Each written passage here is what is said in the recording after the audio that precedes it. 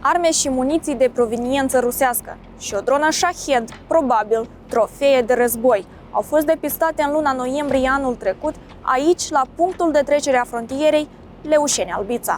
Până să ajungă în vamă, acestea au fost transportate pe bucăți din Ucraina în Republica Moldova și depozitate într-un garaj închiriat din Chișinău. Ulterior, au fost încărcate într-un tir care urma să treacă frontiera prin culoarul verde, destinația finală din acte fiind Israel. În schema de contrabandă cu muniții au fost atrași, potrivit procurorilor, proprietarul unei firme de brokeraj, administratorul unei companii producătoare de articole metalice, chiriașul garajului, un cărăuș și șoferul unei firme de transport. Organizatorul, un om de afaceri care ar avea dublă cetățenie, a Moldovei și a Israelului. Detalii în ancheta ce urmează.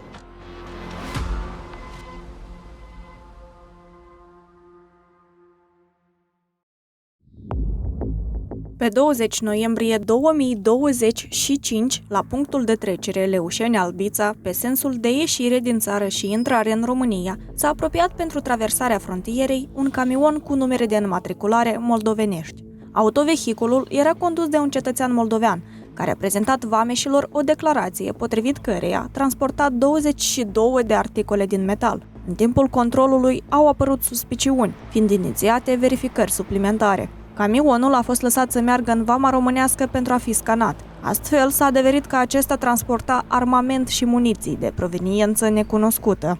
Este creat un grup de investigație comun cu România, prin intermediul căruia are loc schimbul de informații pe canale securizate, dar și schimbul de probe.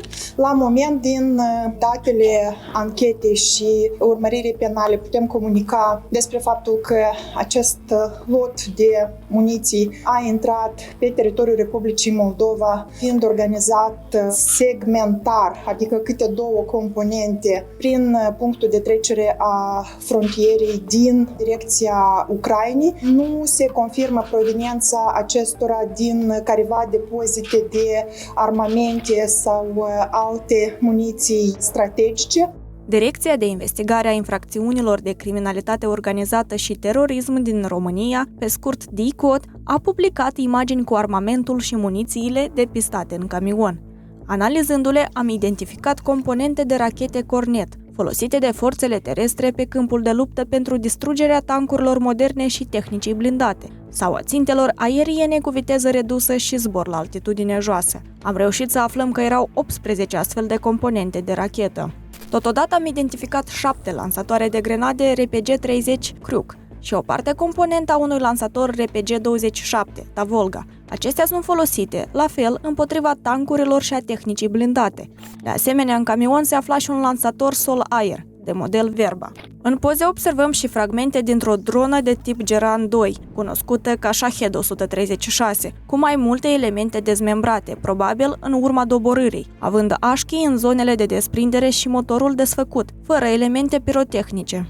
Armamentul și munițiile au fost transportate în cutii de lemn, ambalate în plapume și legate cu bandă adezivă. Din datele anchetei, acestea au fost aduse prin contrabandă de pe teritoriul Ucrainei. Cu toate acestea, adjunctul procurorului general al Ucrainei, responsabil de domeniul apărării, declară că nu au fost contactați de procurorii români sau moldoveni în vederea inițierii unor măsuri de investigație pe teritoriul України. З публічної площини ми бачили ту інформацію про те, що була затримана партія зброї якоїсь, найменування ми, на жаль, не знаємо, на кордоні. До нас з відповідними запитами не зверталися. Відповідно, не знаючи змісту матеріалів кримінального провадження і результатів розслідування, які проводили наші колеги з Молдови і Румунії в рамках спільного розслідування, коментувати досить важко. Якщо Молдова розглядає походження цієї зброї як одну з версій розслідування про те, що вона надійшла з території України, то ми готові взаємодіяти з правоохоронними органами Молдови і Румунії і допомагати їм в встановленні таких фактів.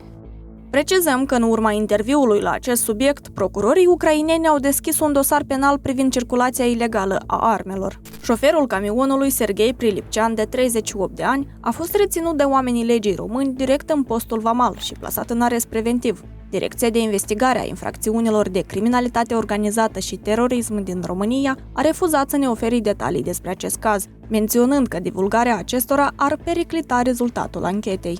În momentul reținerii, Serghei Prilipcean era angajat al Eximal Transcom, o firmă cu sediul în Anenii Noi, care pune la dispoziția clienților săi tiruri pentru transportarea containerelor cu marfă peste hotarele țării.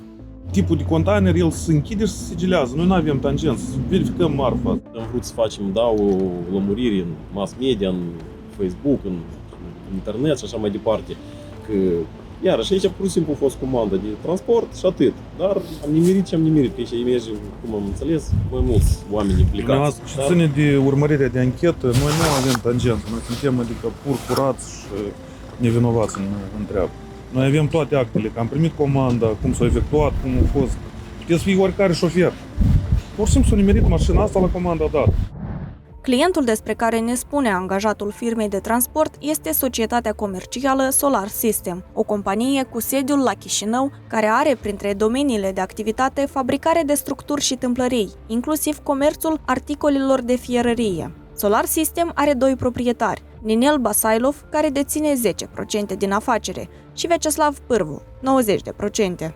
Pârvu este, potrivit Procuraturii pentru combaterea criminalității organizate și cauze speciale, unul dintre cei 5 membri ai unui grup criminal organizat care ar fi pus la cale tentativa de contrabandă de arme și muniții, ajunși în arest preventiv. L-am întâlnit la judecătoria Chișinău, când i-a fost prelungită măsura preventivă. Care a fost rolul dumneavoastră în schemă? Cine v-a racolat? Vă interesează numele, familiile? Da. Ce vă interesează? Totul? Cu ce destinație erau armele? O să aflați în anchetă, merge anchetă, o să se termine și o să aflați tot absolut. Dar vrem să știm și poziția dumneavoastră. Nu are niciun context poziția mea cu realitatea. Păi, dar care este adevărul? Show vă trebuiește. Noi nu suntem din circ.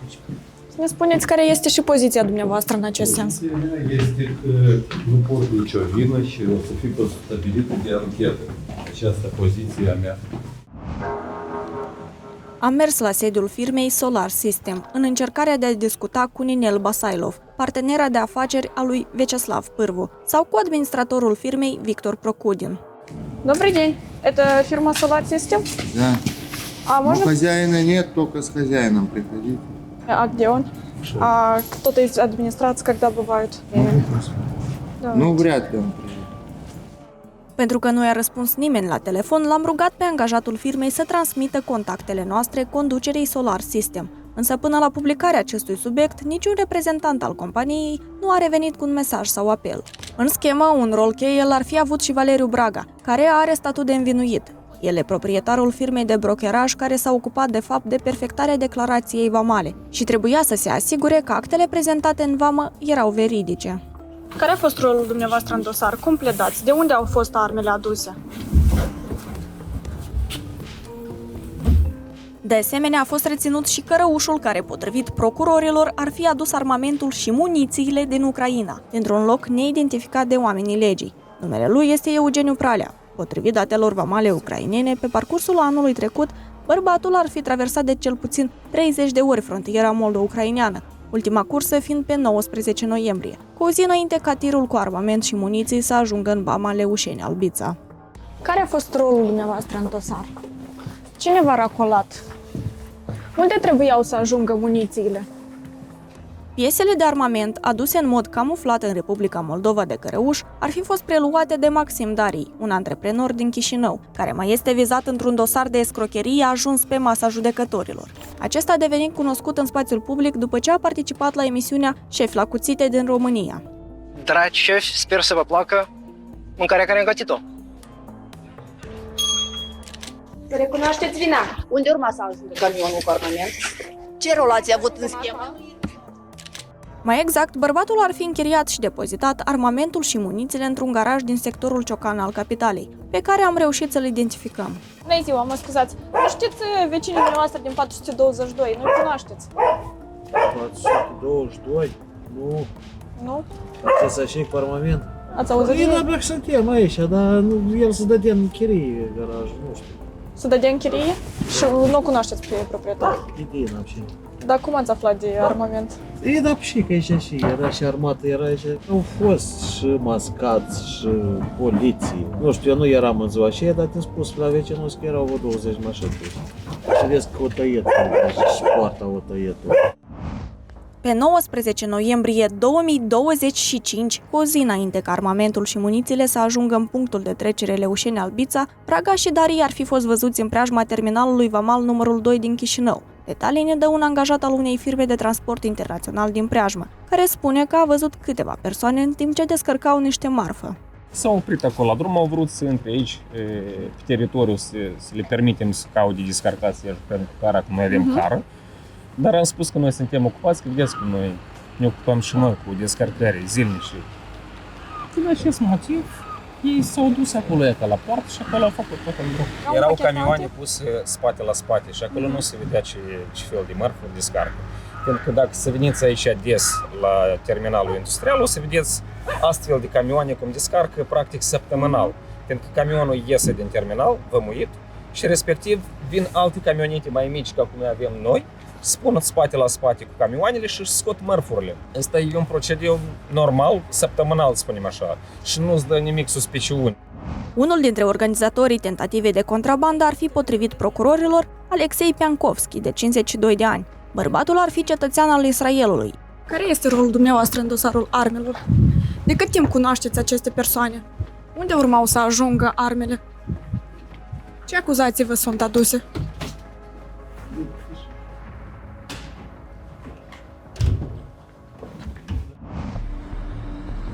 În vamă au fost prezentate documente false, potrivit cărora camionul transporta 22 de structuri de metal, produse de firma Solar System din Chișinău. Destinația finală a mărfii, Israel. Clientul din acte, compania Acotec Acoustic Engineering. Firma are adresa juridică într-un cartier de la marginea orașului Rehovot, aflat la circa 30 de kilometri de Tel Aviv, capitala Israelului. Am sunat la numărul de telefon indicat în actele prezentate în vamă, în dreptul numelui Dan Goldin, indicat drept directorul firmei din Israel. I'm speaking with Dan Goldin. Hello? I found your phone number in a contract beside the name Dan Goldin. Aquatec Acoustic Engineering is your company or not? No. I'm an Israeli journalist with Shomrim, an Israeli investigative platform. And I've been working with in collaboration with you guys on understanding who is Alexei Piniakovsky and what's his relationship to Israel. I've managed to locate few court cases related to him. And it's various cases, some are civil cases and some are criminal cases. All these cases, he's been identified under the names Alexei Kalichenko or Dan Goldin Kalichenko. One of the cases in which he's identified as Dan Goldin Kalichenko is from around 2010, and he was convicted in threatening his former wife. Then in 2018, there was a criminal case that brought up against him under the name Alexei Piniakovsky, and in that case, he's been accused of forging documents and other criminal activities. But the trial never took place because Alexei disappeared, and the prosecutor could not find him. The Israeli company is definitely him because the ID number of Dan Goldin is the same ID number of Alexei Piankovsky. Pe lângă dosarul penal instrumentat de PC Cox, Serviciul Vamal a inițiat o anchetă internă. Noi din oficiu am deschis ancheta internă, pentru că atunci când are loc o anchetă, sunt persoanele care trebuie să fie interogate, aflate, ea este suspendată pe parcursul anchetei penale. Dacă ancheta penală va descoperi implicarea potențială a unor funcționari vamali, deja va fi și procedura noastră continuată și persoanele vor fi sancționate dacă vor fi găsite vinovate. La ce etapă este ancheta, dar și alte detalii despre acest caz, am vrut să aflăm de la procurorul responsabil de caz, Dumitru Barbaroș. Acesta însă a refuzat să ne ofere un interviu. Cum a fost posibil ca armamentul și munițiile, probabil trofee de război, să fie aduse din Ucraina, apoi transportate până la frontiera cu România, l-am întrebat pe Lilian Carp, președintele Comisiei Parlamentare pentru Securitate Națională, Apărare și Ordine Publică. Este o problemă a serviciului vamal, da, și securitatea internă va trebui să scoată în evidență cum a avut loc acest lucru, să vedem care au fost cauzele, dotarea proastă, deci propriu-zisă la punctele de trecere, nu se exclude și acest lucru. Noi, din audierile publice pe care le-am avut, am depistat câteva probleme, inclusiv și necesitatea de dotare tehnică mai performantă a punctelor de trecere, mai ales la frontiera moldo-ucraineană. Iar directorul Serviciului de Informații și Securitate, Alexandru Musteața, dă asigurări că s-au luat măsurile necesare ca astfel de cazuri să nu se mai repete. Putem vorbi despre o breșă de securitate? Nu, cazul ăla a fost un grup de cetățeni care erau specializați în transport internațional de mărfuri, s-au gândit că pot să facă contrabandă cu armă și o tentativă eșuată, pentru că au fost capturați până la urmă. Noi am fortificat deja împreună cu alte autorități tot ce înseamnă controlul pe hotar și colaborăm foarte mult cu serviciile din țările vecine pentru a nu mai admite astfel de cazuri. Precizăm că pe durata anchetei și până la pronunțarea unei decizii de judecată definitive, persoanele vizate în acest subiect se prezumă a fi nevinovate. Noi vom urmări în continuare cazul și vom reveni cu detalii. De asemenea, dacă vrei să ne susții activitatea jurnalistică ca să putem documenta și mai multe reportaje și investigații cu sens, o poți face printr-o donație pe platformele noastre de Patreon, Steady sau direct în contul nostru bancar. Detalii în descriere.